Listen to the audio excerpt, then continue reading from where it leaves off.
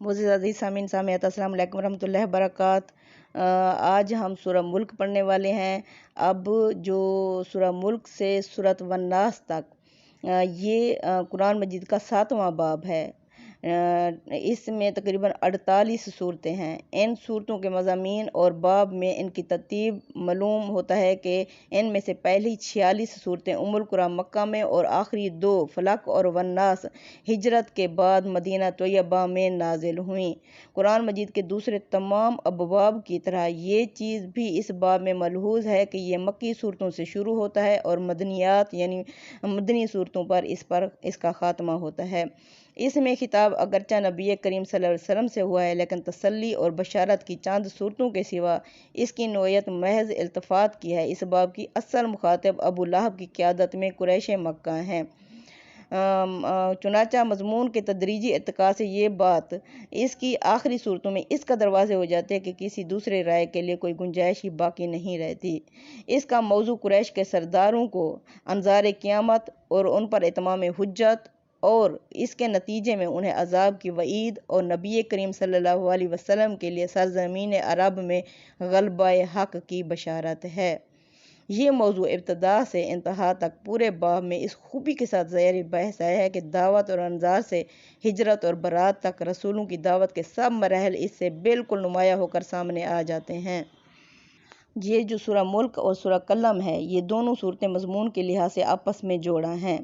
पहली सूरह में क़यामत और दूसरी में उस अजाब से ख़बरदार किया गया है जो रसूलों के झुटलाने के नतीजे में उसकी कौम पर लाजमन आता है। दोनों में खिताब अगरचे जगह जगह हजूर सल्लल्लाहु अलैहि वसल्लम से भी है, लेकिन असली रूए सुकून हर जगह कुरैश के सरदारों की तरफ है। इनके मजमून से वाज़ेह है कि ये उम्मुल कुरा मक्का में, उम्मुल कुरा यानी बस्तियों की जड़, बस्तियों की माँ, मक्का में ये रसूल अल्लाह सल्लल्लाहु अलैहि वसल्लम की दावत के मरहला अंजार का मतलब होता है खबरदार करना, आगाह करना, वार्निंग देना में नाजिल हुई हैं। पहली सूरह मुल्क का मौजू कुरैश पर यह वाज़ेह करना है कि ये दुनिया जिस तरह और जिस मकसद के लिए वजूद में आई है, क़यामत उसका एक लाजमी नतीजा है। लिहाजा उससे बेखौफ होकर अपने आप को उस अंजाम तक ना पहुँचाओ जहाँ एतराफ़ जुर्म के सिवा कोई चारा और इस एतराफ़ के नताइज को भुगतने के सिवा कोई रास्ता बाकी ना रहेगा। उस परवरदिगार से डरो जो आज भी जिस वक्त और जिस तरह चाहे तुम्हें अपनी पकड़ में ले सकता है। यानी कि सूरह में ये दलाइल देना खुदा की रहमत, कुदरत और रबूबियत की उन निशानियों में से हैं जो इंसान हर लहजे अपने गिरदो पेश में देख सकता है। जो दूसरी सूरह कलम है उसका मौजू नबी करीम सल्लल्लाहु अलैहि वसल्लम की पेश करदा किताब और आपकी सीरत से कुरैश के सरदारों को सीरत और किरदार और उसके मौज़ूआत का मवाजना करके उन्हें इस हकीकत पर मुतनब्बे करना है कि खुदा की किताब और उसके पैगंबर के मुकाबले में गरूर और तकब्बुर सरकशी का रवैया इख्तियार ना करें।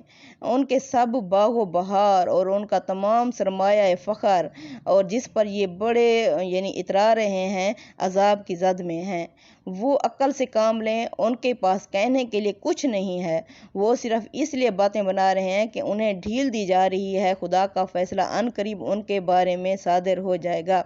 सूरह के आखिर में नबी करीम सल्लल्लाहु अलैहि वसल्लम को सब्र के साथ इस फैसले का तो चलते हैं सूरह की तरफ। सूरह मुल्क का मतलब बादशाहत होता है। बिस्मिल्लाह का मतलब अल्लाह के नाम से, अल्लाह की सन्नद से। मोहम्मद सल्लल्लाहु अलैहि वसल्लम आप सुना दो। रहमान रहीम, जो हद से ज़्यादा रहमान, जो हद से ज़्यादा रहीम है। अब अल्लाह के नाम से पहुँचा दो जो हद से ज़्यादा। अब रहमान क्या है, ये दुनिया के लिए है। अब रहमान में क्या पाया जाता है, रहमान में होती है शदीद मोहब्बत, फौरी उसकी यानी अता करना और किसी लिहाज से आर्जी, यानी कि दुनिया के लिए ये रहमान इस्तेमाल होता है। इसमें अल्लाह शदीद मोहब्बत करता है। जिस तरह बच्चा माँ के पेट में है, माँ उससे शदीद मोहब्बत करती है और उसकी यानी ये नहीं है कि पैदा होगा तो ये खिलाऊंगी तो ये खाऊंगी तो उसकी परवरिश होगी, नहीं, फौरी उसकी ज़रूरत पूरी करती है कि अब भी इसे ज़रूरत है। और लेकिन ये किसी कदर आर्जी होती है, यानी पेट की मोहब्बत। तो इस तरह ये दुनिया के लिए है। दुनिया में अल्लाह इंसान को سے شدید محبت کرتا ہے۔ جہاں بھی رحمان کا لفظ آئے گا وہ دنیا کے لیے ہوگا، یعنی جہاں فوری ہمیں ضرورت ہوتی ہے وہاں رحمان آ جاتا ہے۔ تو یہ نہیں ہے کہ کچھ دنوں کے بعد، اچھا بعد میں، نہیں، یہ فوری ہی اللہ ضرورت پوری کرتا ہے، اور یہ کسی قدر عارضی ہوگی کیونکہ یہ دنیا تک ہی محدود ہے۔ رحیم وہ ہے جو شدید محبت کرتا ہے لیکن دیر سے عطا کرتا ہے، اور لیکن مستقل اور ہمیشہ عطا کرنے والا، یہ آخرت کے لیے ہے۔ ٹھیک ہے، اگر ہم رحمان کی بات مانیں گے تو اس کی راہ پر چلیں گے تو انشاءاللہ ہم ہمیشہ کی ابدی رحمت میں اللہ کی داخل ہو جائیں گے۔ تو اللہ کے نام سے جو سراسر رحمت ہے، جس کی شفقت یا رحمت ہمیشہ رہنے والی ہے۔ تبارک الذی، بڑی ہی بابرکت ہے وہ ذات، بیادہ الملک، جس کے ہاتھ میں ہر قسم کی بادشاہت ہے، یعنی ہر قسم کی بادشاہت کس کے ہاتھ میں؟ اللہ ہی کے ہاتھ میں ہے۔ وہو علی کل شیء قدیر، یہ کہ اللہ ہر چیز پر قدرت رکھتا ہے، یعنی جس طرح مالک یوم الدین، مالک یعنی بادشاہ ہے، سارا اختیار اسی کا ہوگا، یعنی اللہ تعالیٰ ہی قادر مطلق ہے، دینے پر بھی لینے پر بھی۔ اللہ فرماتے ہیں ہر قسم کی بادشاہت اللہ ہی کے ہاتھ میں ہے، وہ کیوں؟ وہ ہر چیز پر قادر ہے، قدرت رکھتا ہے۔ اب اللہ فرماتے ہیں اللہ وہ ذات خلق الموت والحیات، جس نے بنائی موت، والحیات اور زندگی، کس لیے؟ لیبلوکم، تاکہ وہ تمہیں آزمائے، تمہیں جانچے، ایوکم احسن عملا، کہ تم میں سے کون ہے جو اچھے اعمال کر کے آتا ہے، وہو العزیز الغفور، اور یہ کہ وہ زبردست بخشنے والا ہے۔ بے شک اب ذرا اس دوسری آیت کو سمجھتے ہیں۔ اب اللہ فرماتے ہیں هو الذی خلق الموت، وہ جس نے موت بنائی۔ اللہ اس کی مثال دیتا ہے زمین سے، ٹھیک ہے۔ اللہ فرماتے ہیں زمین مردہ تھی، اب زمین موجود تھی لیکن مردہ تھی، اب انسان بھی موجود ہے لیکن مردہ ہے، ٹھیک ہے۔ اللہ فرماتے ہیں کہ وہ ذات جس نے موت بنائی، ٹھیک ہے، سب مردہ تھے، والحیات، اور زندگی دی۔ ایک تو زندگی اپنا عہد الست ڈال کے، یہ روح ڈال کے ہمیں زندہ کر دیا اللہ تعالیٰ نے۔ یہ جو روح ہے، جو ہماری شخصیت ہے، یہ ہمیں زندہ کرتی ہے، اور اس شخصیت کو پھر وہی جو ہے وہ زندہ کرتی ہے۔ اللہ فرماتے ہیں دل کی زمین بھی سوکھی ہوئی تھی، مردہ تھی، اسی طرح یہ جو زمین ہے جس پر ہم پھر رہے ہیں، چل پھر رہے ہیں، یہ بھی مردہ ہوتی ہے، تو اسے زندہ کون کرتا ہے؟ بارش۔ اللہ فرماتے ہیں وہ جس نے موت بنائی، یعنی سب کچھ مردہ تھا، والحیات، اور ان سب کو زندگی دی۔ کیوں دی؟ اب اللہ جب زمین پر، اللہ فرماتے ہیں میں بارش برساتا ہوں تو جو زرخیز زمین ہوتی ہے وہ بہترین پیداوار اگاتی ہے، اور جو مردہ زمین ہوتی ہے وہ کیا؟ کانٹے دار جھاڑیاں ہی اگاتی ہے۔ اللہ فرماتے ہیں سب مردہ تھے، ان کو زندہ کس نے کیا؟ انسان کو اور اس کے دل کو وہی نے زندہ کیا، اور زمین کو بارش نے، پانی نے، وہ بھی آسمان سے آتی ہے اور وہی بھی آسمان سے آتی ہے۔ اللہ فرماتے ہیں یہ زندگی میں نے کیوں دی؟ لیبلوکم، تاکہ وہ تمہیں جانچے، تمہیں آزمائے، تمہارا امتحان لے۔ ایوکم احسن عملا، کہ تم میں سے کون ہے جو بہترین عمل کر کے آتا ہے۔ اب یہ زندگی، اب یہ دنیا کیا ہے؟ یہ کمرہ ہے، امتحان ہے۔ اب یہ جو مشکلات ہیں، مصائب ہیں، یہ کیا ہیں؟ اللہ کی آزمائشیں ہیں، یہ مشکل سوال ہیں پیپر میں۔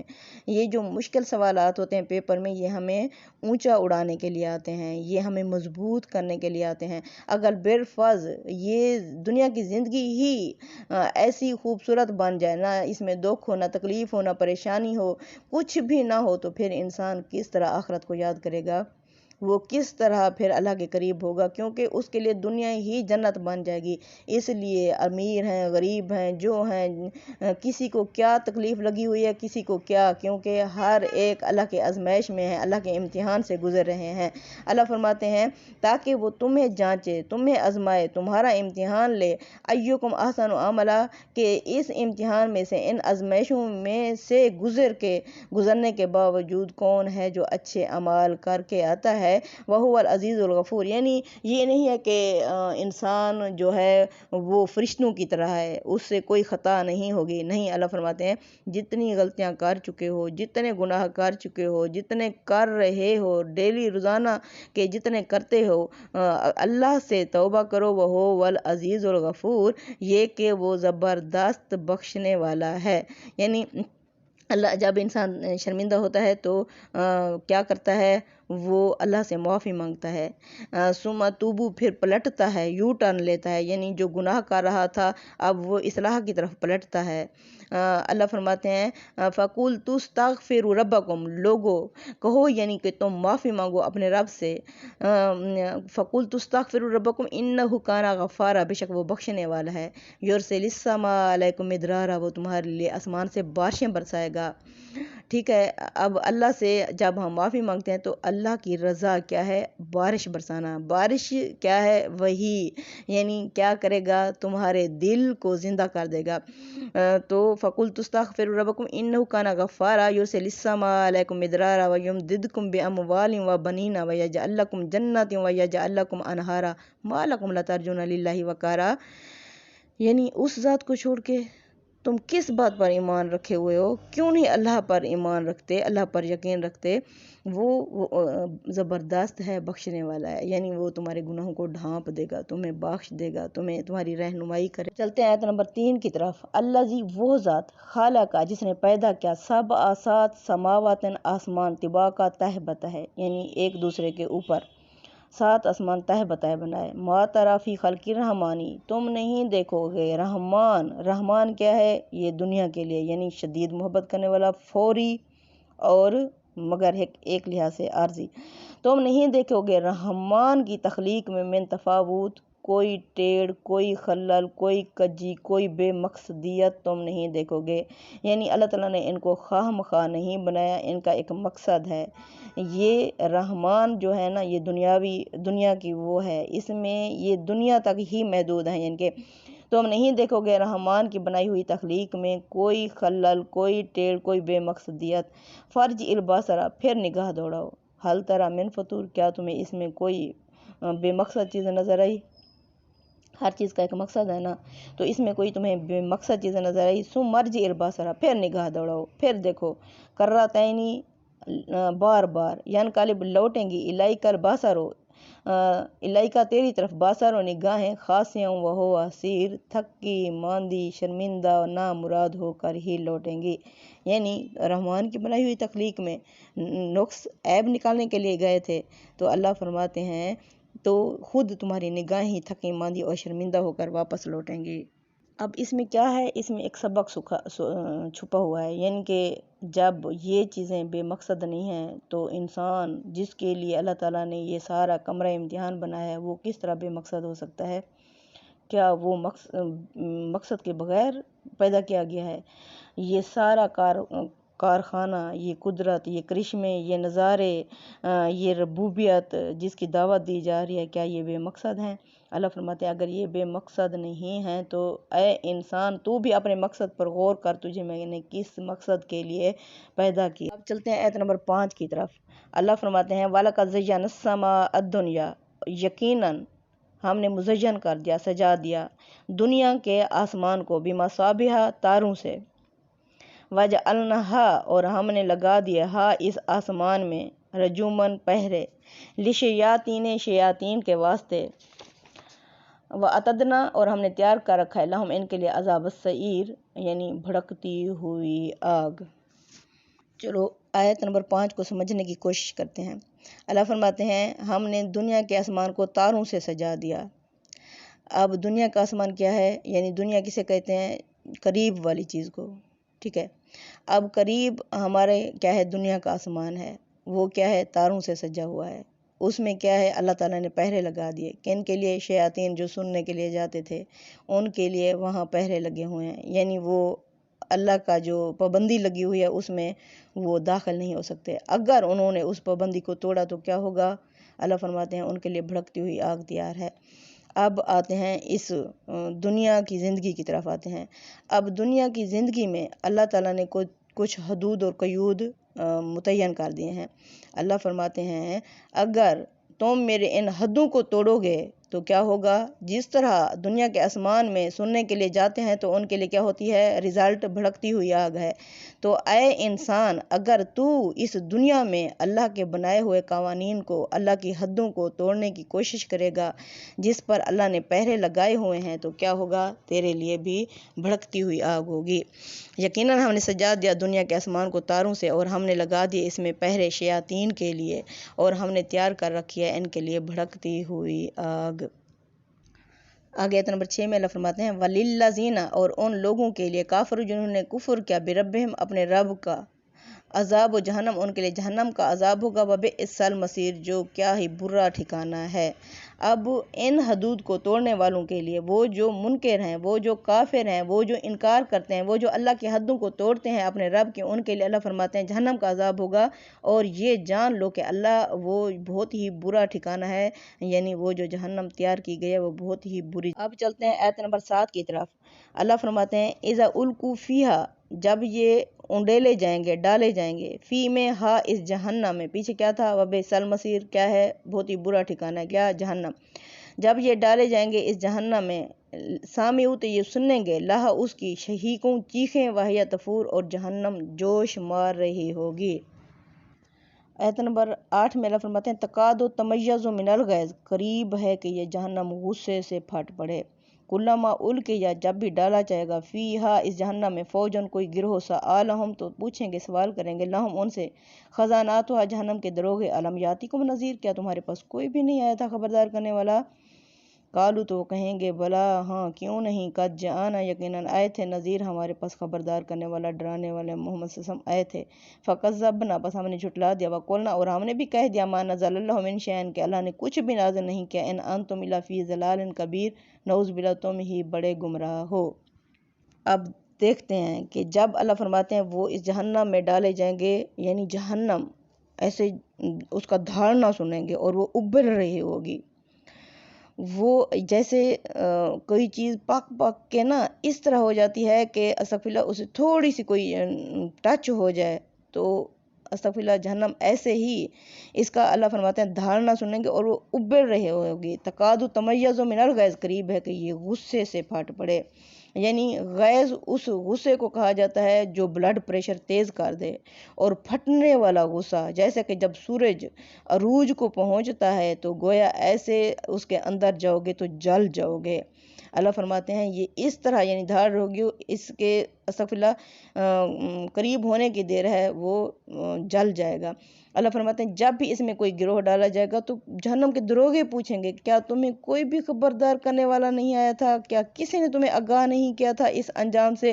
اس وقت کہیں گے کہ ہاں، آئے تھے ہمارے پاس خبردار کرنے والے، ہم نے جھٹلا دیا تھا اور ہم نے کہہ دیا تھا اللہ نے کوئی بھی چیز نازل نہیں کی، تم ہی بڑے گمراہ ہو، یعنی تم ہی اپنے دین کو، اپنے مذہب کو، اپنے پچھلے عقیدے کو چھوڑ چکے ہو، اللہ تعالیٰ نے ایسا یعنی تم گمراہ ہو گئے ہو، ہم تو اسی عقیدے پر جمے ہوئے ہیں۔ اب وہ کیا کریں گے؟